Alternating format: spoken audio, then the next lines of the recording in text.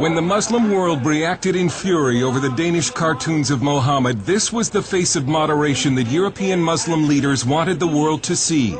The mainstream Muslims living in this country want to show that we can express our protest in a very legitimate, in a very civil, in a very courteous way.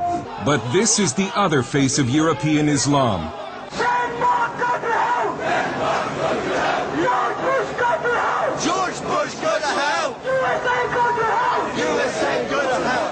This is footage of the demonstration outside the Danish embassy in London, provided to CBN News by the NIFA Foundation, an anti-terrorism group.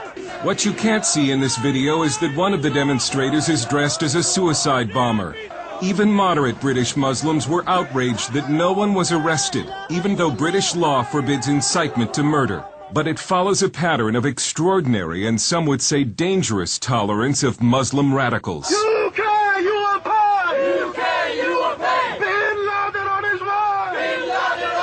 These protests threatening bloodshed occurred in 2004, 1 year before London's 7/7 subway and bus bombings. Now Tony Blair has been warned.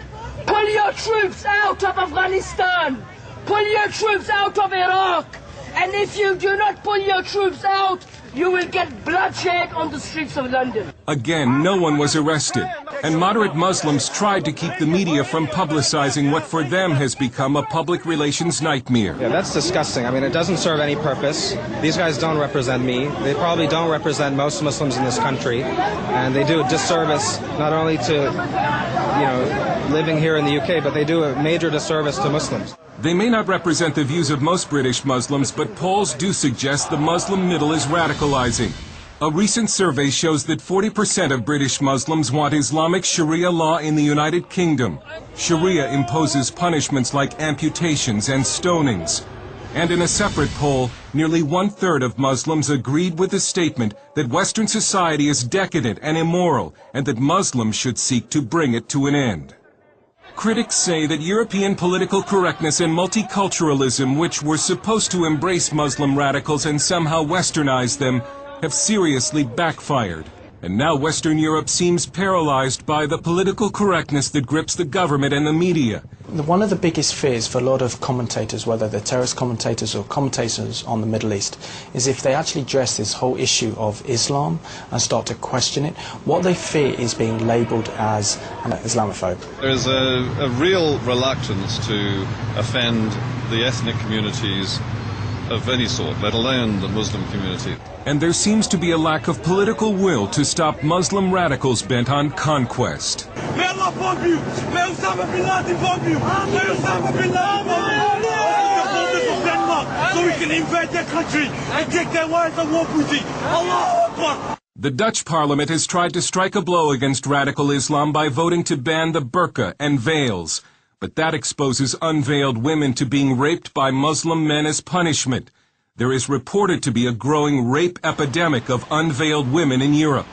In London, Shadow Homeland Security Director Patrick Mercer of the Conservative Party says Britain remains in denial and thinks it is protected by what he calls pointless legislation. But you have to ask yourself, what is a piece of paper going to do to an Islamist fundamentalist, or any other form of fundamentalist terrorist for that matter, and its suicide bombers?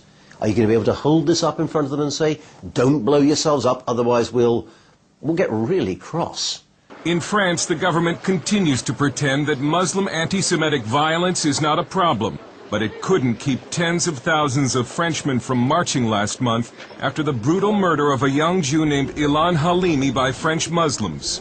Halimi was held for ransom and then tortured to death by Muslim immigrants who phoned his family and recited to them verses from the Quran as their son screamed in agony. French conservative political writer Guy Millier. A lot of Jews in Europe, and especially in France, are really scared about the future. I have many Jewish friends, and they say to me, we think we shall have to leave France to go to the United States, to Canada, to Israel, but France will not be our country anymore. It's a similar story all over Europe.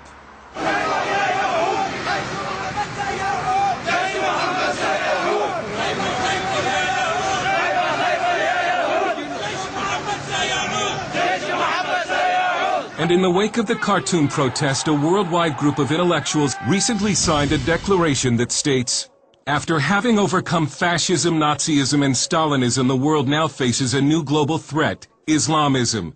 It is not a clash of civilizations nor an antagonism of West and East that we are witnessing, but a global struggle that confronts democrats and theocrats. And Europe's problem with radical Muslims is our problem too."